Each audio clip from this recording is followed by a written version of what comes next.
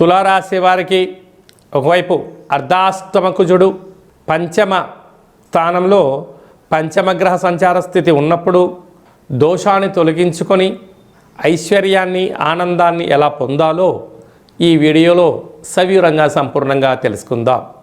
తులారాశిలో ఏ నక్షత్రాలు వస్తాయనగా చిత్తా నక్షత్రంలోని 3వ పాదం 4వ పాదం, స్వాతి నక్షత్రంలోని 4 పాదాలు, విశాఖ నక్షత్రంలోని 1, 2, 3 పాదాలు కలిపితే తులారాశి. రాశాధిపతి శుక్ర భగవానుడు. వీరికి అర్ధాష్టమ కుజుడు అవ్వడం వలన, మంగళవారము ధనిష్ఠా నక్షత్రం అవ్వడం వలన మంగళవారం రోజున దూరావాయు జల ప్రయాణాలు పెట్టుకోవద్దు.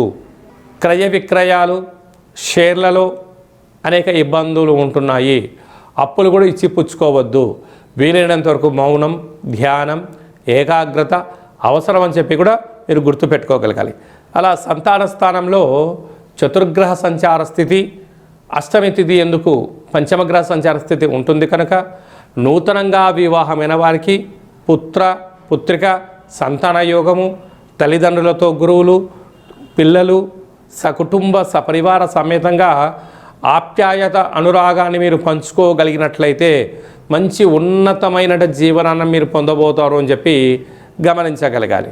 అదే కాకుండా 6వ స్థానంలో శని సంచార స్థితి ఉంది కనుక రుణ సమస్యలు పొంచి ఉన్నాయి, రోగ సమస్యలు పొంచి ఉన్నాయి. నిత్యము కోపము, ఆవేశము, ఏదో తెలియని ఆందోళన, నిత్యము అప్రమత్తత అవసరమని చెప్పి జ్యోతిర్విజ్ఞానం తెలియచేస్తుంది.